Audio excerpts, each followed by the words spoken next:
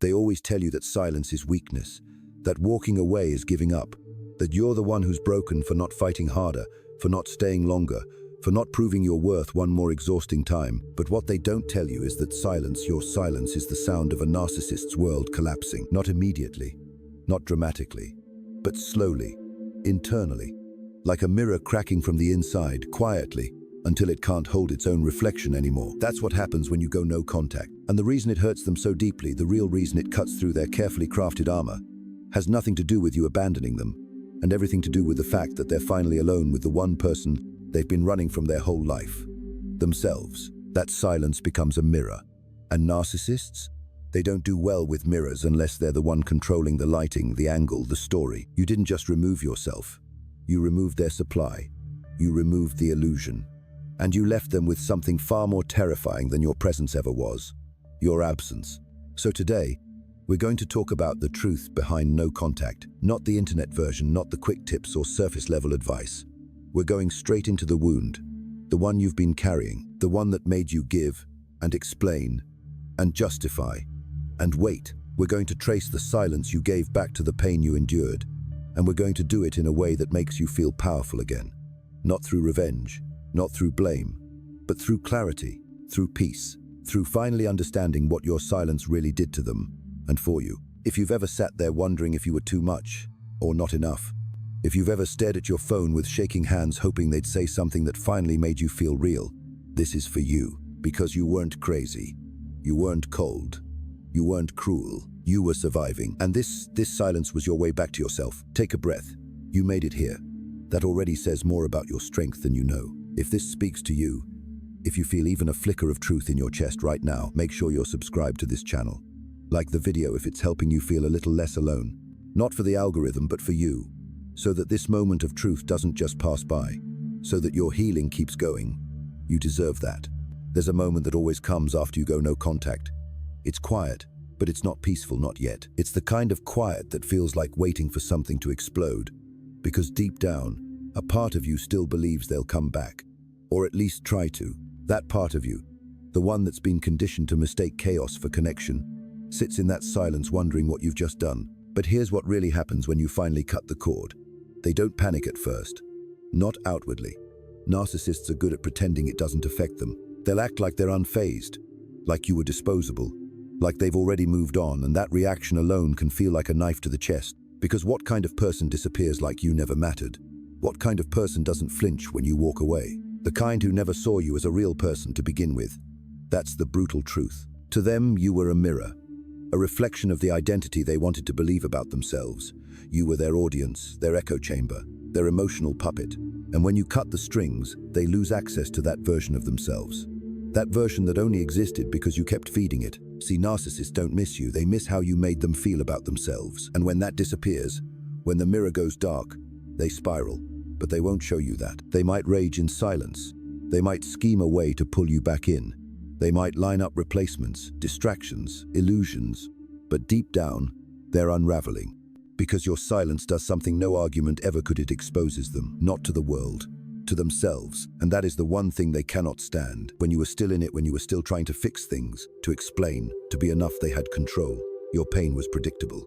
Your tears were familiar. Even your anger was something they knew how to manipulate. But silence is foreign. It leaves them guessing. It forces them to feel. And for someone who spent a lifetime avoiding their inner world, that's not just uncomfortable, it's threatening. Because the truth is, narcissists don't have the emotional foundation to deal with abandonment. They see it as annihilation. It triggers a core wound so deep and so fragile that even they don't fully understand it. You weren't the first person to leave them, but you may have been the first one to leave them without a goodbye, without a final fight, without begging, without pleading, just gone. And that leaves a scar. One they don't talk about, one they cover with arrogance and deflection. But it's there, and it grows every time the silence stays. So if you're sitting there wondering whether your absence meant anything, it did. It shattered their illusion. It challenged their narrative. And most of all, it forced them to confront the one thing they fear the most: their emptiness. Take another breath. Let that land. You didn't disappear. You reclaimed yourself. At first, they'll try to replace you, quickly, desperately, almost recklessly. Because narcissists don't process loss like most people do. They don't sit with grief. They don't reflect on what went wrong. They don't mourn who you were, they mourn the access they lost. And they'll do whatever it takes to get that feeling back, even if it means using someone else as a stand-in for your presence. So they'll post like they're fine, smile like nothing's wrong, maybe even flaunt someone new. Not because they've moved on, but because they need to prove to themselves and to the world that they're still wanted. But no matter how many people they line up, how many compliments they chase, how many shallow highs they collect, it never really fills the space you left. Because what you gave them wasn't surface level. It wasn't just attention. It was devotion, loyalty, emotional labor, the kind of care that dug deep, that tried to understand them, that tried to love them into healing. And whether they ever admitted it or not, they knew that. You gave them something they don't know how to give themselves, unconditional presence. And that's what no contact takes away. It's not just your voice that goes missing. It's the energy behind it. The forgiveness, the grace, the way you stayed, even when you were hurting. The way you still showed up, even when they didn't. When you go silent, you're not just withholding words, you're withholding the emotional scaffolding that kept them from collapsing. And when that support disappears, they start to crumble, but not in public. No, in public they'll posture harder, play the victim, maybe even flip the narrative to make you look like the unstable one. That's part of the defense. If they can't get you back, they'll try to control the story. But behind the mask, when they're alone, the truth starts to bleed through. That silence becomes unbearable. They'll check their phone at 2 in the morning. They'll hover over your name in their contact list. They'll type out messages and delete them. Not because they miss you, at least not yet, but because they miss the version of themselves that felt powerful when you were there. And without you, they have to face what they've been avoiding since childhood. The void, that aching, gnawing emptiness that they've buried under ego and manipulation. The one they dressed up with charm and charisma. The one you saw glimpses of when their guard dropped, when they couldn't keep the performance up. Now it's just them. And that silence. And in that silence is a truth they can't outrun. You walked away because they wouldn't change. That truth doesn't go away. It follows them. It whispers at night. It seeps into the cracks of their confidence. Because even if they try to pretend you were the problem, a part of them remembers. A part of them knows. They know how much you tried, how much you gave, how much you bent yourself out of shape just to make things work.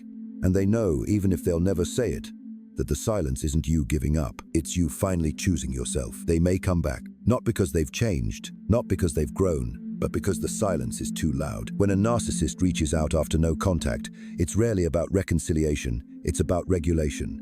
They want to regulate the panic that's building beneath the surface. They want to soothe the ego that's cracking without your attention.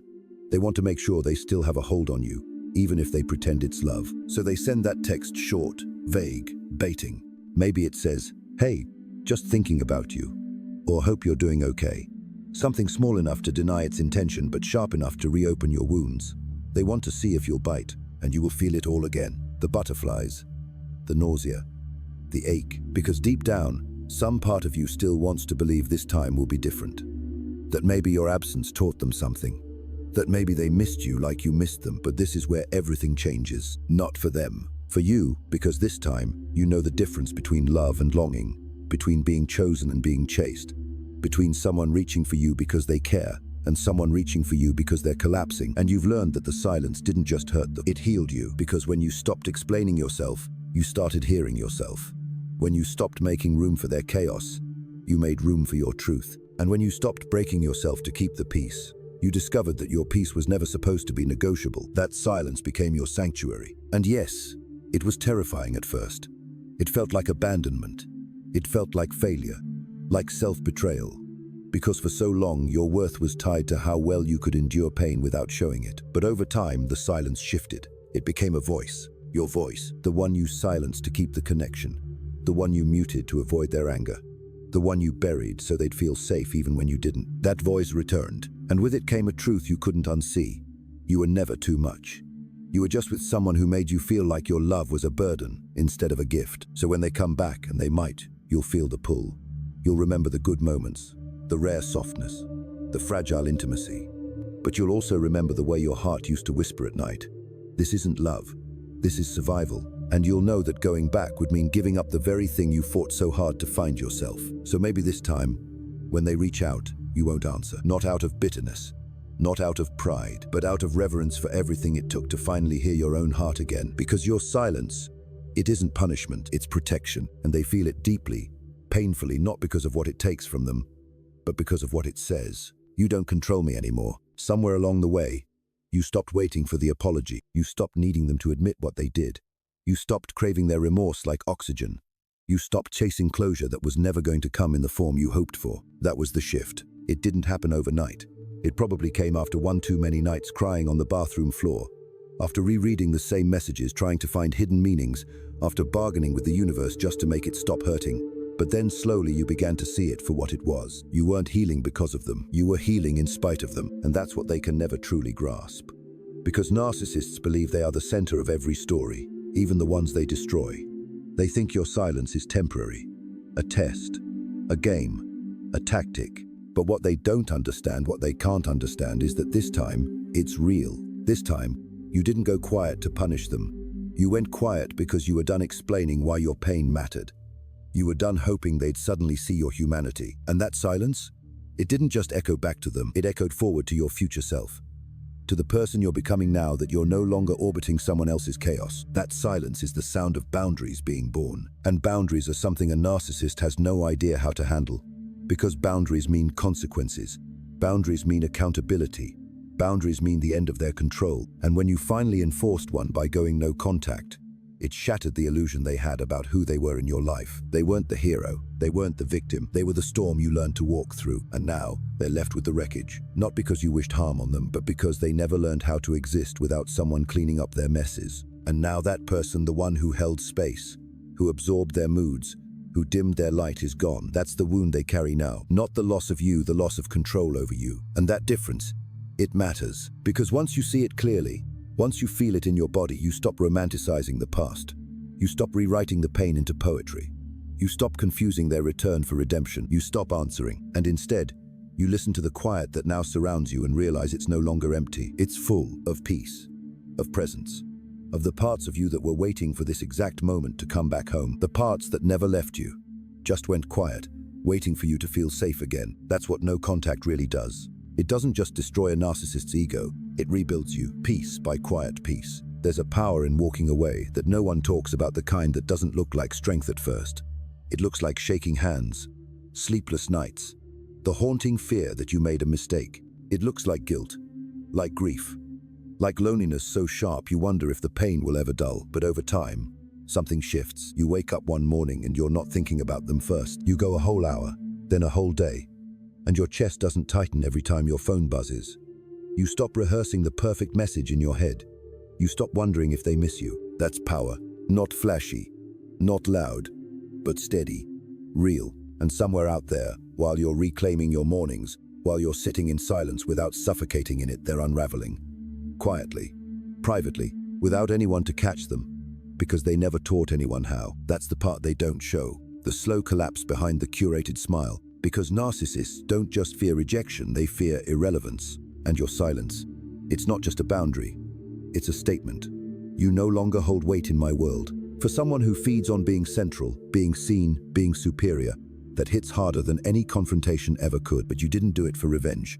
That's important. You did it for peace. You did it to hear yourself think again, to rebuild trust in your own instincts, to learn the difference between being wanted and being respected. And as the silence deepens, so does the clarity. You start to remember who you were before you got small for someone else, before you made yourself palatable, before you said yes to things that hurt just to avoid being left. You remember how it felt to be soft without being scared. You remember that love isn't supposed to feel like chasing, or performing, or surviving. You remember that peace doesn't always come with applause. Sometimes it comes quietly, like a soft breath on a Sunday morning. And you realize you've been choosing that breath day after day. By staying silent, that silence, once filled with fear, is now sacred. And if they're still out there, scanning your pages, checking your silence like it owes them something, let them feel the weight of what they lost. Not because you disappeared, but because for the first time, you showed up for you. And if you ever doubt the impact of that choice, just remember, narcissists don't fear anger. They don't fear confrontation. They fear being irrelevant. They fear losing access. They fear your healing, because when you heal, you see them clearly. And when you see them clearly, they lose their power. So take another breath. You didn't just break free. You broke a cycle, and now here you are. You've crossed the invisible line you once thought you never could. The line between still loving them and finally loving you more. There's no parade for that moment. No dramatic ending. Just a quiet knowing in your chest. I'm not going back, because you've outgrown the ache. You've stopped romanticizing the highs that came with so many lows. You've stopped needing their apology to validate your pain. You've stopped bargaining with ghosts. And maybe the most radical thing you've done, you've stopped trying to fix someone who never wanted to be whole. That is the wound a narcissist can't hide from. Because when you left, they lost more than your attention. They lost the mirror, the audience, the illusion. They lost the person who kept forgiving, who kept returning, who kept believing in the version of them that even they couldn't live up to. And now, the story has changed. You are no longer the person begging to be seen. You are no longer explaining your worth to someone who only saw you through the lens of what you could do for them. You are no longer shrinking to fit a love that was always too small for the size of your heart. And what's left in the silence now is truth. The truth that healing isn't pretty, but it's honest. The truth that real love doesn't make you question your sanity. The truth that no contact wasn't just a boundary, it was a resurrection. Yours. You came back to life. Not all at once. Not perfectly. But piece by piece, you built something sacred. A life that no longer requires someone else's chaos to feel meaningful. So wherever you are right now may be still hurting, maybe still healing, just know this. You didn't lose them. You lost the version of you who needed their permission to feel worthy. And that version, she's not coming back. You've chosen yourself now. You've made peace with the silence. And you've realized something they never could. Silence doesn't destroy love, it destroys illusion. And in the ruins of that illusion, you built something stronger than their ego ever was. You built yourself. Thank you for being here. If this touched something in you, if you felt seen, if you felt understood, take a second to subscribe or leave a comment. Not because you owe me anything, but because your story deserves to keep unfolding, because you never know who needs to feel exactly what you just felt. You're not alone. Not anymore.